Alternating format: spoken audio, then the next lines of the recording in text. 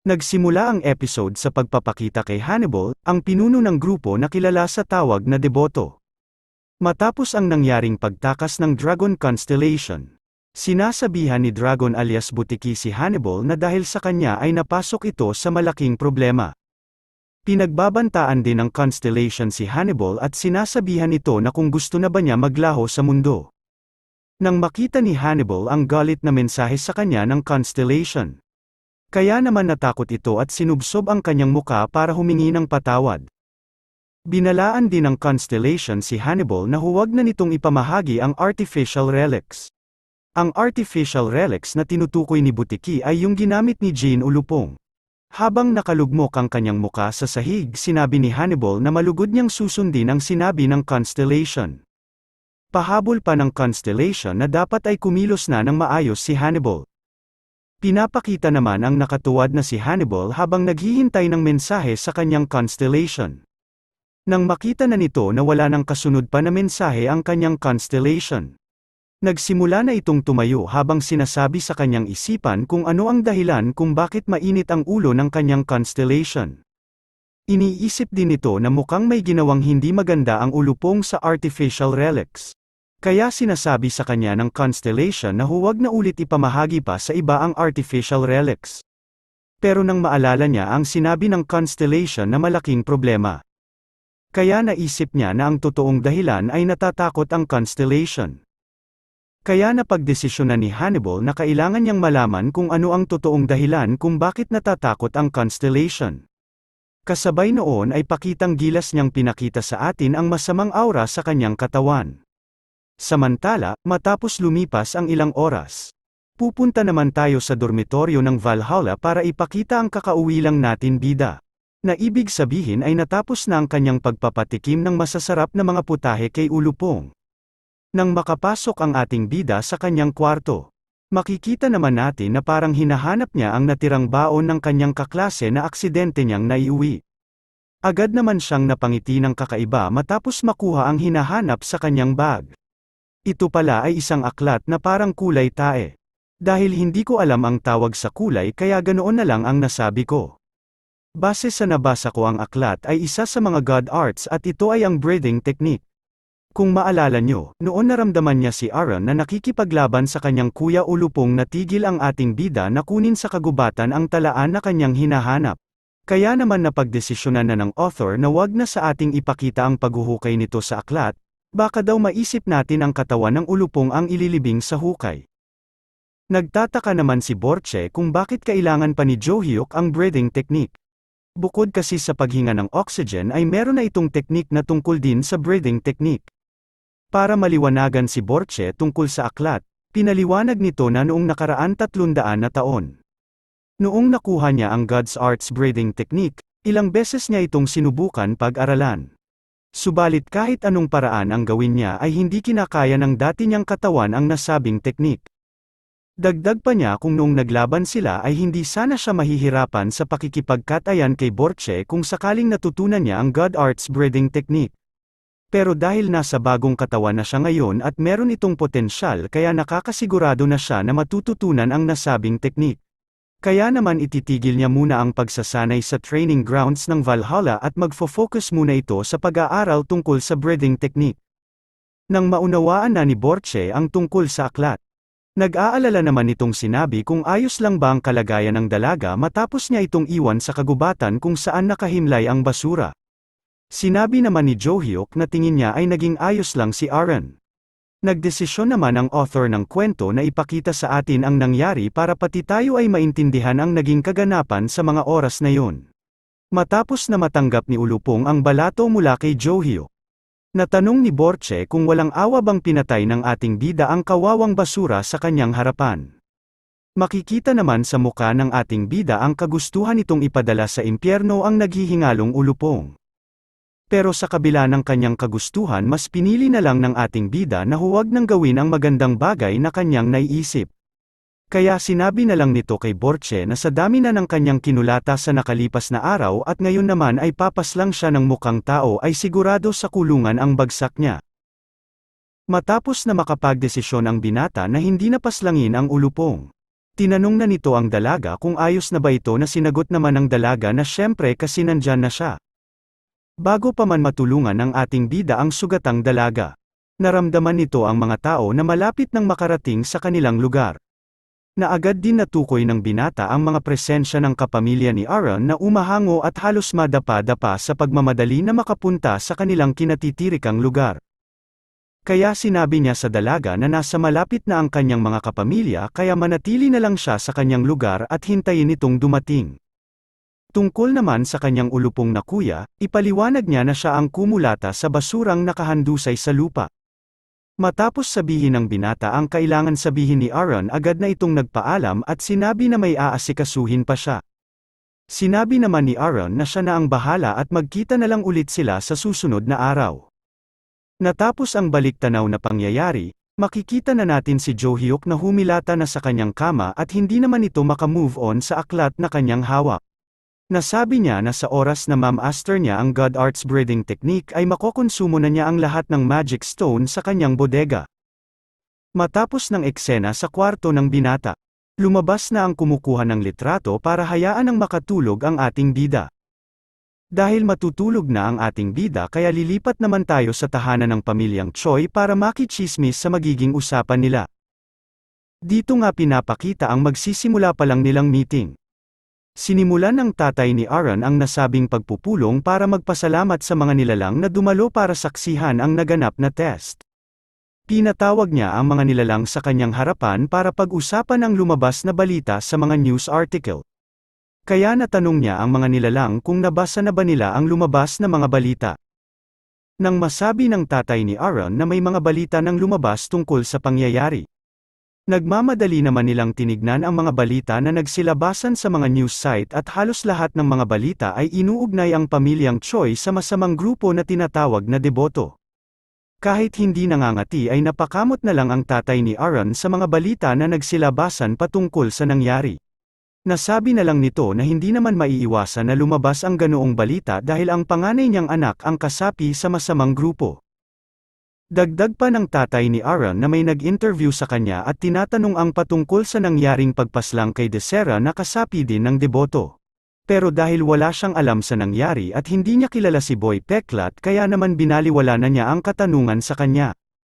Bigla naman niyang tinanong ang nilalang na may salamin kung nakakulong na ba ang ulupong at kung ano na ang kalagayan ni Aaron. Agad naman sumagot ang nilalang at sinabi nito na kasalukuyan ang nakakulong ang ulupong. Tungkol naman kay Choi Aaron, ito ay nasa mabuti ng kalagayan dahil walang napinsala sa laman loob nito. Nang marinig niya na nasa maayos ng kalagayan si Aaron ay tuluyan ng guminhawa ang kanyang kalooban. Nagsalita naman ang isa pang nilalang at sinabi nito na meron din naglabasang balita patungkol sa dalaga. Sinasabi sa balita na si Choi Aaron ay isa din sa magaling na mandirigma ng Valhalla na tumalo din sa isang deboto na katulad ng ginawa ng isang estudyante ng Valhalla na tinatawag nilang Jo Hyuk. Kaya naman nasabi din sa mga article na sobrang mga halimaw ang kabataan ngayon na ginagawang laruan na lang ang mga member ng isa sa pinakamasasamang grupo sa mundo. Sinabi naman ng tatay ni Aaron na hindi siya pabor na maging mandirigma si Aaron. Umeksena naman ang isang nilalang at sinabi nito na dapat matuwa ang tatay ni Aaron sa tinatamasang tagumpay ng kanyang bunsong anak. Dahil sa magagandang balita tungkol kay Choi Aaron ay malaking tulong ito para sa oras na handa na si Aaron na maging pinuno ng kanilang pamilya ay wala nang pagdududa pang mangyayari. Nang matapos naman ang magandang sinabi tungkol kay Aaron, bigla naman niyang naisip na imposibleng matalo ni Aaron ang ulupong nang siya lang mag-isa. Lalo na may napakalakas na kapangyarihan ang lumalabas sa katawan ng ulupong na hindi basta-basta matatalo ng ganun lang kadali. Kaya naman muli niyang sinariwa ang mga kaganapan noong oras na makarating sila sa lokasyon ni Aaron. Mababakas naman ang labis na gulat sa kanyang muka dahil hindi siya makapaniwala na mananalo si Aaron kontra sa kanyang kuya na ulupong. Nang makita ni Aaron ang itsura ng mga nagulantang na nilalang, pasikat niyang sinabi na wag na silang magulat dahil ginawa niya lang ang tama na ipatikim dito ang masarap na combo meal dahil bigla siya nitong sinugod.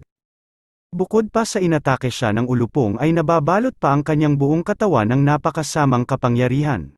Kaya naman hindi na siya nagdalawang isip na ihambalos ang muka nito sa lupa kaya masarap ang tulog nito hanggang ngayon. Hindi naman makapaniwala ang tatay ni Aaron na ganoon lang niya kadali tinalo ang ulupong. Kaya natanong niya si Aaron kung ang ulupong ba ang naramdaman niya na may napakalakas na kapangyarihan. Kaya paano naging posible na matalo ang ulupong ng ganoon kadali? Hindi naman muna sumagot ang dalaga at sinabi sa dalawang security na ilapit siya sa kanyang ama. Nang makalapit na ang dalaga, buong pagmamalaki niyang sinabi na tinuruan siya ni Jo-hyuk kung paano ang tamang paraan ng pagkulata sa isang basura. Matapos ang kanyang baliktanaw makikita natin siya na may pinagmamasdan sa kanyang tablet. At ito nga ang litrato ng ating bida. Ilang araw ang nagdaan. Makikita natin ang pinakamasipag na mag-aaral na si Jo-hyuk na dumating sa kanyang classroom. Dahil sa ilang araw na hindi niya nakita si Choi Aaron kaya naman bahagya siyang nagulat nang makita niya ang dalaga na muli nang pumasok. Iniisip ng binata kung magaling na ba ang dalaga matapos itong maospital.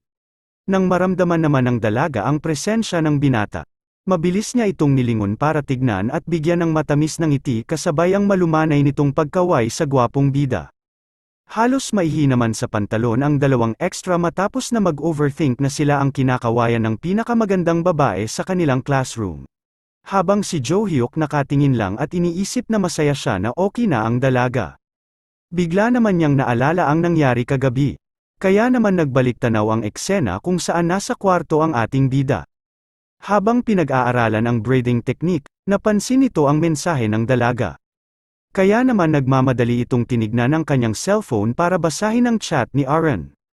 Pinapaalam ni Aaron na hindi siya pinayagan ng doktor na gawin ang mga pisikal na aktibidad. Inaasahan naman ang ating bida na matatagalan pa ang dalaga na makarecover dahil sa malalim na sugat na kanyang natamo noong nakipagbardagulan ito sa kanyang kuya na ulupong. Kaya naman pinaalam ng bida na hindi din muna siya mag-e-ensayo dahil meron siyang gagawin na ibang bagay. Natuwa naman ang dalaga nang nalaman nito na hindi din mag-e-ensayo si Jo-hyuk. Kaya sa sobrang tuwa nito, tinadtad niya ulit ng emoji ang binata. Na makikita naman natin si Jo-hyuk na pinapatigil ang dalaga habang kakaiba ang kanyang itsura. Naagaw naman ang atensyon ng ating bida nang biglang nagsalita si Borche na meron itong gustong sabihin sa binata. Sinabi ni Borche na ang itim na uri ng kapangyarihan na kanilang naramdaman na bumabalot sa ulupong ay pamilyar sa kanya. Pero kahit anong pilit na isipin nito ay wala siyang maalala tungkol sa kapangyarihan. Kaya napatanong si Jo-hyuk na kung pamilyar sa kanya bakit hindi nito maalala. Sumagot naman ito sa katanungan ng binata at sinabi na parang may pumipigil sa kanyang isipan na maalala ang mga bagay na tungkol sa itim na kapangyarihan. Nang marinig ng binata ang tungkol sa pumipigil sa isipan nito. Kaya naalala niya ang nabanggit ni Borche tungkol sa boses na kumausap sa kanya bago ito muling mabuhay. Sinabi naman ni Borche na may posibilidad na yung boses na narinig niya dati ang may gawa, pero sa ngayon ito ay isang hinala pa lang at hindi pa sigurado. Dagdag pa ni Borche na kailangan nilang matapos ang binigay ng notification system para madagdagan ang kanyang alaala. Dahil parehas ang lumabas na notification system sa kanila ni Borche kaya naalala ng binata ang tungkol sa Eye of the Great Forest. Nasabi niya na kailangan niya pang maghintay ng final exam para makarating sa nasabing lugar na aabot pa ng ilan buwan. Naasar naman ang binata nang maisip na matatagalan pa bago niya mapuntahan ang Eye of the Great Forest. Kaya nasabi nito sa kanyang sarili na wala na itong magagawa pa kundi hintayin na lang ang final exam. Nang matapos ang kanyang paggunita sa nakaraang araw, napagdesisyonan na niya habang naghihintay ay susubukan niyang alamin ang lokasyon ng Eye of the Great Forest. Habang nagmumuni-muni ang ating bida dumating naman na sa classroom si Instructor Kim. Sinasabi nito na bago niya simulan ang klase may gusto muna siyang sabihin sa lahat ng estudyante. Ito ay tungkol sa inter-school competition na magaganap sa susunod na buwan. Dahil nga si Borche ang nakikinig at nag-aaral ng mabuti, sinabi nito kay Jo-hyuk na ang sinasabi ng instructor ay yung sinabi niya sa binata. Na mababakas sa mukha ni Jo-hyuk na hindi ito interesado kaya hindi niya pinapansin ang sinasabi ni Borche. Na habang nakatulala ang ating bida, sinasabi ni Instructor Kim na pipili sila ng mga kalahok na sasali sa nasabing competition. Kaya naman tinawag na ni Instructor Kim ang tulalang binata na sundan siya nito sa kanyang office para pag-usapan ang maseselan bagay sa kanyang opisina. Na hindi naman niya narinig kaya sinabihan siya ng magandang dalagita na pinapapunta siya sa opisina ni Instructor Kim. Dahil hindi niya alam ang nangyayaring usapan kaya nagtataka siyang nakatingin sa dalaga at napapatanong sa kanyang sarili kung ano na naman ang nangyayari. Kaya naman nagtungo na lang ang ating bida sa opisina ni Instructor at makikita natin na magkaharap na ang dalawa. Sinasabi ni Instructor Kim na napapadalas na ang pag-uusap nila sa opisina niya. Sinagot naman ni Jo Hyuk na panay kasi ang pagpapatawag sa kanya kahit wala naman siyang ginagawang masama. Pinaliwanag naman ni Instructor Kim na tungkol lang sa competition ang pag-uusapan nila. Na mabilis sinagot ng binata na hindi siya lalahok sa competition kasi tinatamad siya. Lubos naman kinagulat ni Instructor Kim ang naging sagot ng binata kaya pasigaw nitong nasabi na hindi niya pa napapaliwanag ang lahat tungkol sa competition. Dagdag pa ni Instructor Kim para hindi magsisi ang binata kaya makinig muna ito sa kanyang mga sasabihin. Meron 3 pinakakilalang training institution sa buong mundo. Ito ang Valhalla Academy sa Korea, White Lotus Academy ng China, at Heroes Academy ng USA. Itong 3 academy ang makikilahok sa nasabing competition. Pipili sila sa kanilang mga pinakamagaling at pinakamalakas na mga first-year student para makipagsarguhan ng bungo sa competition. Ang mga gagawin palaro sa competition ay ang 1 versus 1 sparring match, pagtakas sa isang labyrinth, at marami pang iba na ma-e-enjoy ni Jo Hyuk kapag ito ay nakilahok dahil makakapanakit ito ng ibang estudyante na lubos na magbibigay kasiyahan sa kanya. Wala naman pakialam ang ating bida sa mga sinasabi ng instructor at inaantok lang ito habang nagpapaliwanag si Instructor Kim. Nang makita ni Instructor Kim na hindi pa rin interesado si Jo Hyuk kaya sinabi nito na ang magwawaging estudyante sa nasabing competition ay makakatanggap na malaking halaga ng pera. Dahil nga hindi alam ng instructor na madaming pera ang ating bida kaya akala nito na mauutunan niya si Jo Hyuk na sumali sa competition. Kaya naman pinagpawisan ng malapot ang instructor nang sabihin ni Jo Hyuk na hindi siya interesado sa pera. At kung meron man scholarship ay wala din itong pakialam kaya hindi talaga siya interesadong makilahok pa sa nasabing competition.